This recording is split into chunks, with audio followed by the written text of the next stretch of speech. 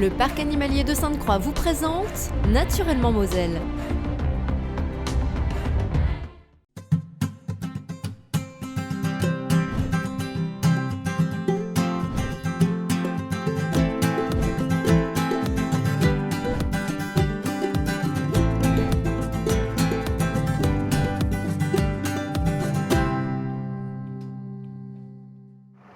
Bonjour et bienvenue dans Naturellement Moselle. Je suis à Metz au jardin des Tanneurs, un jardin en contrebas de la colline Sainte-Croix. Je vais retrouver d'ici quelques instants mon invité. Il s'agit de Jean-Jacques Gommet, le président de l'association Oppidum, une association de quartier qui a aménagé des jardins partagés sur toute une rue. Mais avant, commençons avec le premier reportage. On l'a déjà évoqué dans les précédents numéros de Naturellement Moselle, l'hydrogène est une des solutions pour réduire notre empreinte carbone.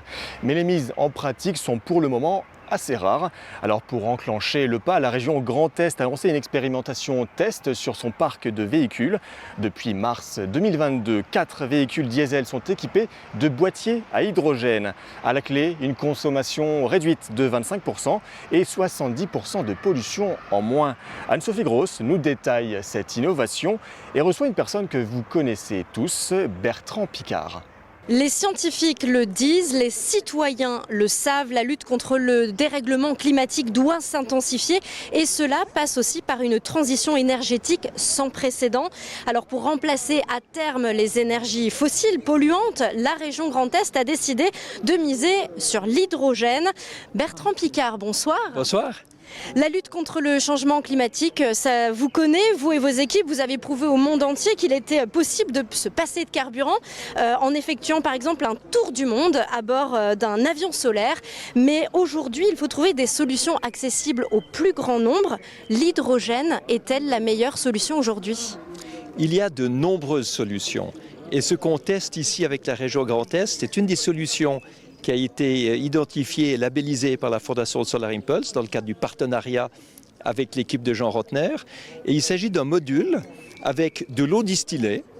Et cette eau est électrolysée par le moteur de la voiture thermique, diesel ou essence, pour produire un peu d'hydrogène pendant que la voiture tourne, ce qui veut dire qu'on réduit d'à peu près 75 à 80% les émissions polluantes et ça réduit de 15 à 25% la consommation de carburant. C'est comme ça qu'on rentabilise le système.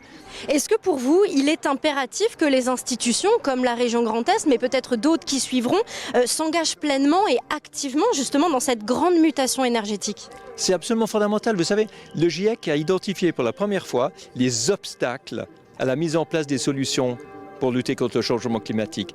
C'est la mauvaise gouvernance, c'est le manque de leadership et c'est le laxisme administratif. Donc on voit qu'une région comme le Grand Est, qui est dirigée par un leader comme Jean Rotner, qui fait bouger les choses, qui s'investit, qui s'enthousiasme pour cette transition énergétique, c'est fondamental. C'est un exemple pour le monde entier. Merci beaucoup Bertrand Piccard d'avoir accepté de répondre à nos questions. Et justement, le président Jean Rotner l'a dit, vous l'avez confirmé, il souhaite être exemplaire et impulser justement cette transition énergétique. On l'écoute. L'écologie aujourd'hui, elle n'a plus le temps d'attendre. C'est l'écologie de l'action, c'est une croissance intelligente, c'est une croissance active, c'est une croissance raisonnée.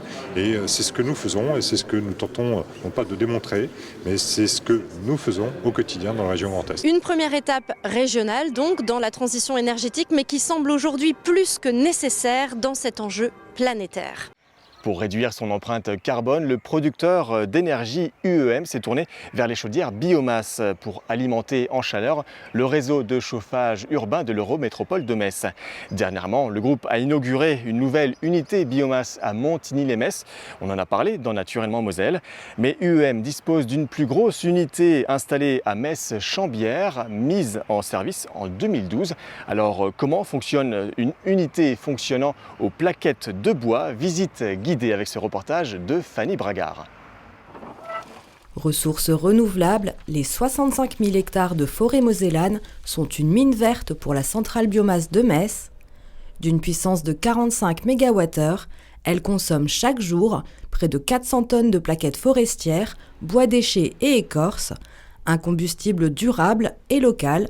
C'est du bois qui est certifié PEFC, c'est-à-dire développement durable, où on s'assure que, évidemment, le prélèvement de la ressource, il est compensé soit par des plantations, soit où on prend des résidus de bois qui sont utilisés pour d'autres usages. Et donc cet équilibre local, il est contrôlé, il est dans un rayon de 70 à 100 km autour de Metz. Grâce à la combustion de ces résidus de bois, l'unité de production biomasse produit jusqu'à 44 millions de kWh par an.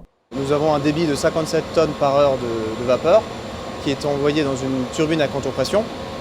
Cette turbine génère 9,5 MW d'électricité et en sortie de la turbine, on récupère 35 MW de chaleur qui est valorisée sur le réseau de chauffage urbain. C'est le principe de cogénération. La chaleur créée par la production d'électricité est réutilisée pour alimenter les 127 km de tuyauterie souterraine du réseau de chaleur de Metz Métropole, véritable vecteur d'énergie. Autrefois alimenté au charbon puis au pétrole, il fonctionne aujourd'hui avec 68% d'énergie renouvelable.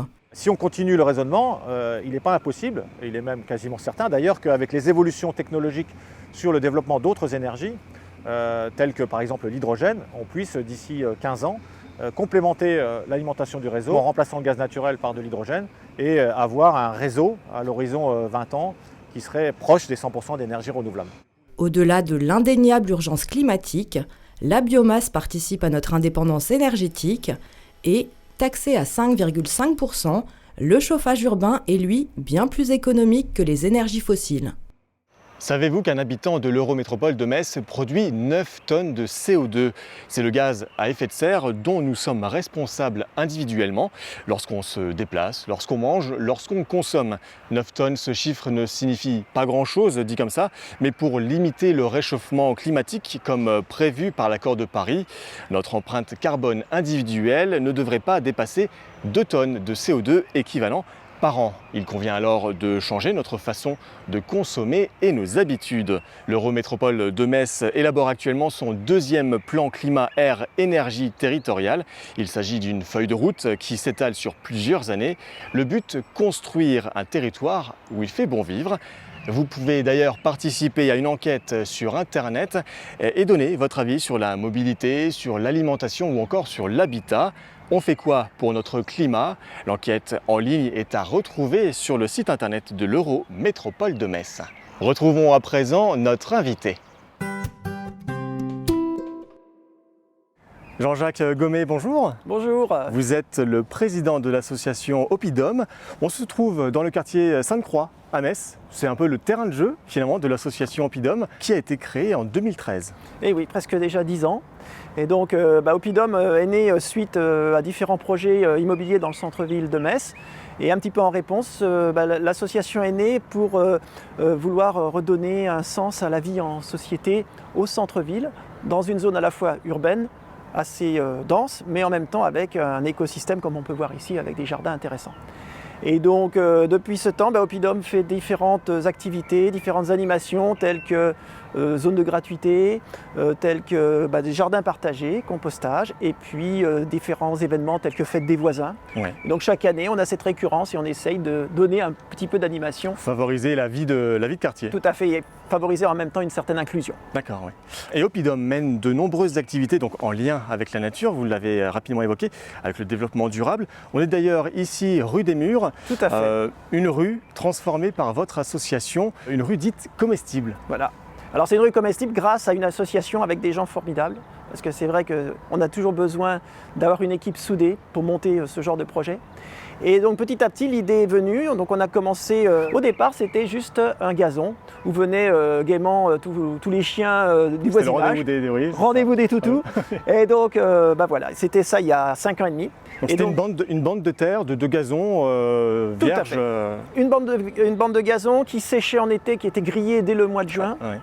Et là, depuis 5 ans et demi maintenant, on a remis de la nature, tout simplement, donc avec le soutien bien sûr des différentes collectivités locales qui nous ont apporté la logistique et le soutien pour pouvoir créer une zone de jardin partagé et aussi une zone de compostage de quartier. Au départ, on était peut-être une quinzaine de personnes et maintenant l'association c'est 60-70 personnes et très souvent des personnes qui passent ici échangent et je dirais que finalement il y a réellement un lien qui s'est créé au sein de la colline Sainte-Croix. C'est vrai que c'est agréable, hein, cette rue, elle est bien aménagée. On est sur quelle superficie hein?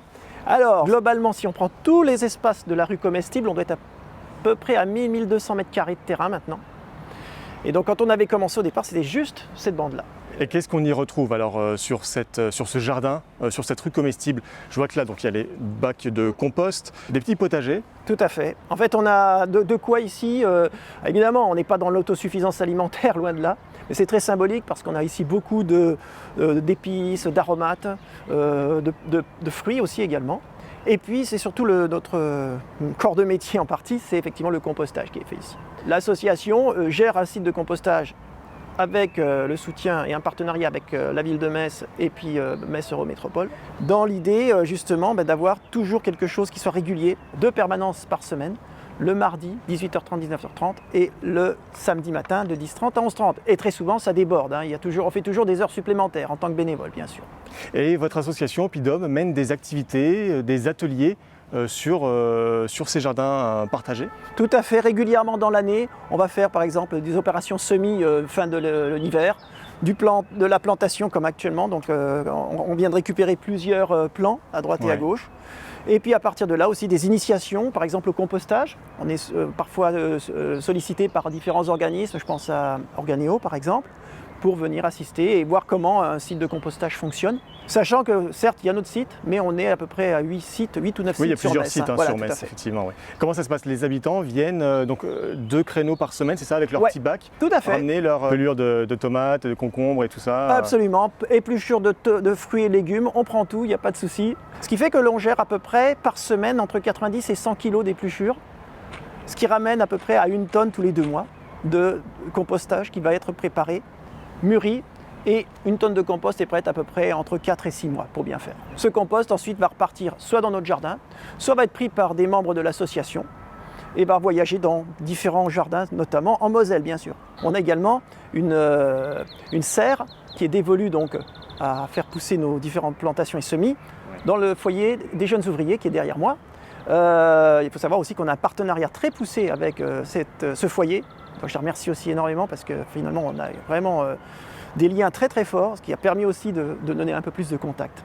Vous notez qu'il y a un réel engouement des habitants du quartier pour cet espace de nature? On a vu une évolution très positive du quartier. On a vu aussi une évolution en termes de sécurité et surtout de se réapproprier le terrain ici. Et je crois que c'est surtout ça qui a été remarquable. On a eu également de la solidarité entre les personnes. Certaines fois, il y a eu des contacts aussi professionnels pour pouvoir éventuellement rebondir dans la vie. Et c'est ce qui est intéressant, c'est que vraiment, c'est non seulement un côté multigénérationnel, mais c'est aussi un côté multi-activité.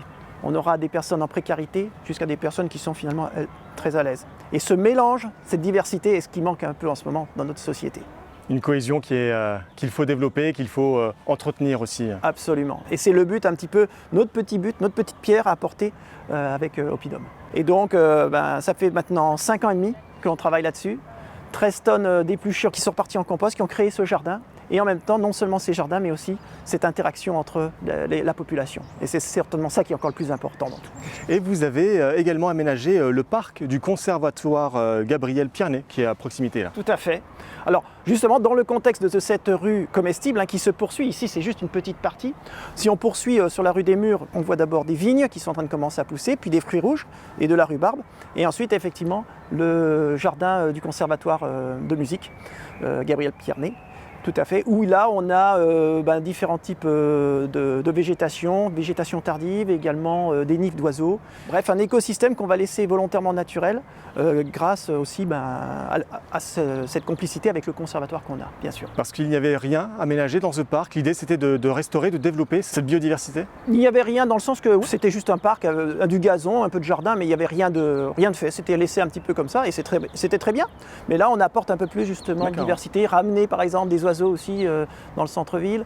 Voilà, c'était tout un petit peu ce côté ramener une certaine biodiversité pour nos futures générations. Alors quelles sont les prochaines missions, les prochains projets de l'association Oppidum? Alors pour les projets futurs, c'est justement, on va essayer de continuer de se développer. À nouveau, d'organiser zone de gratuité dès que possible. Cette année, ça a encore été un peu difficile vu le contexte actuel sanitaire. Mais à partir de l'année prochaine, je vous donne rendez-vous certainement dès le mois de mars pour une première zone de gratuité depuis 3 ans presque. dans le cloître des Récollets.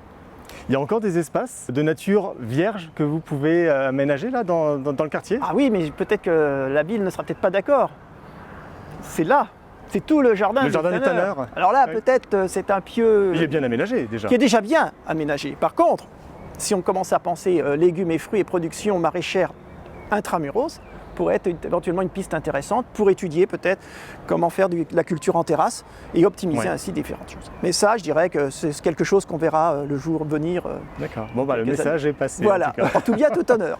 Merci Monsieur Gommet de nous avoir présenté votre association Oppidum. C'est moi qui vous remercie. Avec le beau temps qui s'installe enfin, vient l'envie d'aménager et d'embellir nos extérieurs et notre jardin. Nous sommes nombreux alors à nous rendre chez notre pépiniériste pour trouver les plantes et les fleurs qui orneront le mieux nos extérieurs.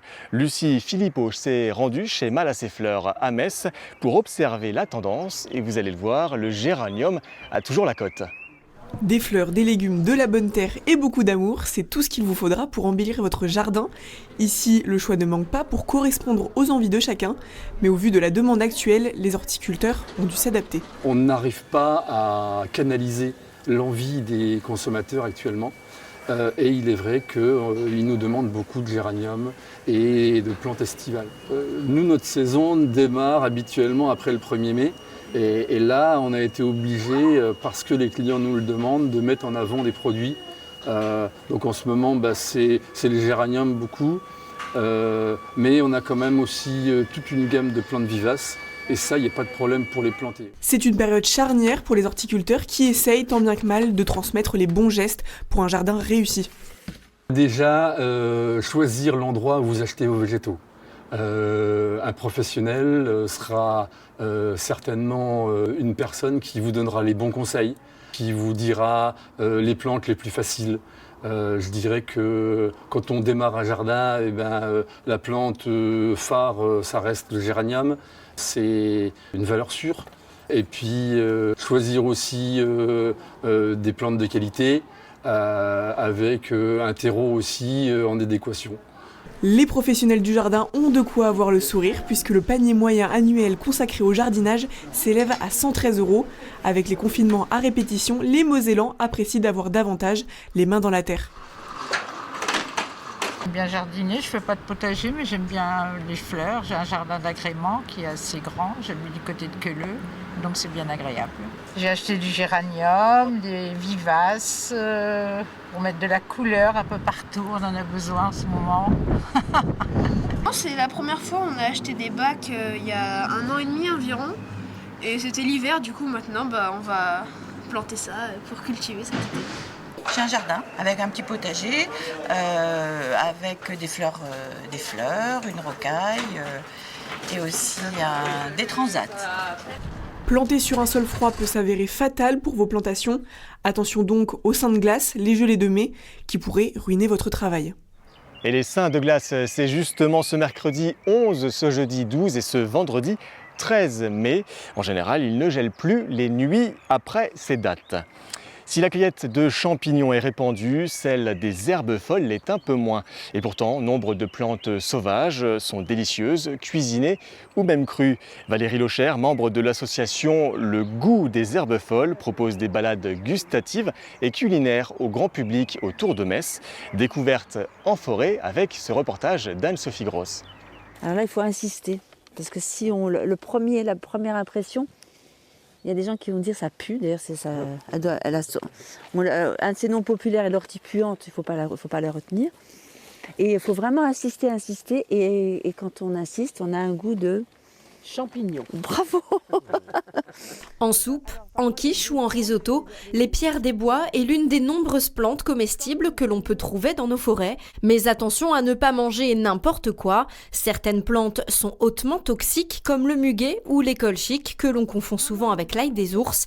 Alors pour être certain de ce que l'on déguste, mieux vaut s'entourer de guides comme Valérie. Après, ça dépend sur ce qu'on veut cueillir. Parce qu'on peut aussi, par exemple, des plantes très communes comme l'ortie. Si on se trompe avec le lamier, il n'y a pas aucun risque. Par contre, sur d'autres plantes comme la consoude, l'ail des ours, il faut mieux prendre le temps ou alors d'observer, de comparer. Et puis de vérifier, de faire valider après par quelqu'un. Dominique, également passionné, a démarré la cueillette de plantes sauvages il y a une dizaine d'années. Et ce qui lui plaît dans cette pratique, c'est la reconnexion à la nature. C'est comme si ça donnait une dimension supplémentaire à une balade en forêt. J'avance, je ne regarde pas grand-chose et tout d'un coup de me dire que toutes ces plantes, ou beaucoup de ces plantes, elles gagnent à être connues individuellement. Effectivement, au détour d'un chemin, Valérie nous fait découvrir le lierre terrestre, une plante vivace que l'on pourrait confondre avec de la mauvaise herbe, mais qui possède des vertus médicinales et qui est surtout très bonne à déguster. Pour accompagner par exemple des petites crudités, un pesto de lierre terrestre, ça a toujours beaucoup de succès. Ce qui me plaît, c'est vraiment ce côté de me dire que je pourrais être autonome, complètement autonome, dans le fait de me nourrir avec ce que la nature nous offre. Cueillir les herbes sauvages, tout en respectant le rythme naturel de la forêt, une pratique ancestrale qui semble d'un autre temps, mais qui prend tout son sens à l'aube d'un changement climatique majeur. Le printemps est bel et bien là, avec son cortège d'effets agréables et d'autres beaucoup moins. Les personnes allergiques au pollen de bouleau l'ont peut-être déjà remarqué. Les crises d'éternuement et les yeux rouges sont de retour. La Moselle est placée en risque élevé depuis plusieurs semaines. Pour informer les personnes allergiques des périodes à risque, Atmo Grand Est réalise des mesures et compile les résultats sur le site internet pollinaire.fr. Reportage réalisé par Emma Facchetti. Avec les beaux jours, les plantes à fleurs libèrent des grains de pollen qui prolifèrent dans l'air. Pour prévenir les personnes allergiques, l'Atmo, l'association qui surveille la qualité de l'air, étudie chaque semaine depuis janvier jusqu'en septembre la pollinisation. C'est des prélèvements des pollens via des capteurs qui vont aspirer l'air à 10 litres par minute, qui correspond à ce que respire un humain. Ces pollens vont être captés sur une bande, sur une semaine, et puis après, cette bande va être récupérée, et puis on va faire une analyse avec un microscope en laboratoire pour déterminer le type de pollen et la quantité de pollen. Résultat, le risque allergique lié à l'exposition au pollen est particulièrement élevé en ce moment dans l'air ambiant. En cause, le pollen de bouleau, un risque allergique loin d'être terminé selon les prévisions. On a un calendrier des périodes à risque, donc on sait que là on est en pleine période des bouleaux, qu'on est aussi sur les pollens de chêne qui vont arriver, et puis on voit vraiment qu'à partir de mai, ça va être tout ce qui est graminées. Voilà, donc après d'une année à l'autre, ça peut varier en fonction des conditions météo, en fonction de si on a un temps chaud et doux qui arrive. Et normalement, on a un petit peu près les mêmes choses d'une année à l'autre. La prolifération du pollen n'est pas sans risque pour les personnes sensibles. 30% de la population française serait concernée par des allergies. Ces personnes-là sont susceptibles d'avoir des problèmes qui touchent différents organes, les voies respiratoires hautes, basses, avec de l'asthme. Il faut avoir le nez qui coule, avec des éternuements sans arrêt dès le matin, associés à des yeux qui pleurent, des conjonctivites, donc les yeux pleurent, ils sont rouges, ils grattent, et ça peut être invalidant, ça peut troubler la vue pour la journée, donc avoir même des conséquences sur le travail. On peut avoir le sommeil perturbé également. Pour se protéger des pollens, les professionnels du secteur conseillent de se laver les cheveux le soir, d'éviter de sortir pendant les pics de pollen et d'aérer son domicile très tôt le matin ou très tard le soir. Dans les projets depuis 2020, le projet de navette fluviale entre le centre-ville de Metz et Longeville-les-Metz va enfin voir le jour. Son nom, Metz Eau. Dès le 1er juin et jusqu'en octobre, 2 bateaux électriques circuleront sur la Moselle du lundi au samedi de 7h10 à 18h30. Une phase d'expérimentation pour le moment. Si ces navettes fluviales rencontrent un vif succès, l'opération pourra être prolongée. Jean Milon et Tim Girard ont embarqué. Alors là, on est dans le Graouli, donc ce sera un des 2 bateaux qui effectuera les navettes fluviales ici à Metz. Donc vous voyez, c'est un bateau qui est tout neuf, c'est un bateau qui a 1 an et qui sera aménagé de la sorte pour les navettes fluviales. Donc les gens pourront rentrer, le bateau sera chauffé, climatisé dès le matin et on pourra s'installer ici sur les tables. Alors nous, on proposera toujours de servir un petit café pour les gens qui voudront. Aller au bureau par voie maritime, c'est bientôt possible au prix d'un simple ticket de bus. Un tracé dit complémentaire, selon les élus, pour élargir l'offre des transports en commun. Un mode de transport qui amènera peut-être des usagers qui ne le sont pas aujourd'hui au transport en commun parce qu'il y a un agrément, un confort inégalé. Je pense par exemple aux jeunes qui pourrait relier les deux quartiers, voilà, plutôt que d'avoir à se déplacer en bus ou à pied sur le pont de Verdun, voilà, vous aurez le plaisir de se promener sur une navette fluviale, c'est quand même beaucoup plus fun. Pour ses premiers mois d'essai, la ligne va compter 4 stations. Moyen-Pont, Le Solcy, Saint-Symphorien et Longeville-Centre. Un trajet de 30 minutes bout à bout. 2 navettes de 28 et 75 places partiront toutes les heures du lundi au samedi. Si ça peut aider à avoir un peu moins de pollution au niveau des bus, voitures, c'est toujours bien. Nous, on va l'utiliser, mais à des fins de promenade. Bien sûr. Nous sommes à la retraite, donc on va profiter du système. Est-ce que ça va désengorger la ville par rapport au transport en commun? Je ne sais pas. Pour faire tourner ces navettes, la compagnie des bateaux de Metz va engager 4 personnes supplémentaires. En fonction de la fréquentation, le projet sera pérennisé ou non. Dans le meilleur des cas, la ligne pourrait être allongée et desservir également Moulins-les-Metz, Sichazel ou encore Ars-sur-Moselle. Et on termine cette émission avec un agenda. La 16e édition de la Fête de la Nature va se tenir du 18 au 22 mai prochain. Une belle occasion de se balader en pleine nature et de découvrir les richesses naturelles de la Lorraine et de la région Grand Est. En Moselle, vous pourrez notamment découvrir la pelouse calcaire de la côte de Delme. Je vous invite à consulter le site internet fêtedelanature.com pour découvrir les activités proposées à côté de chez vous. Les sorties sont gratuites. Et c'est la fin de cette émission. Merci à vous de votre fidélité. On se retrouve naturellement le mois prochain pour un nouveau numéro.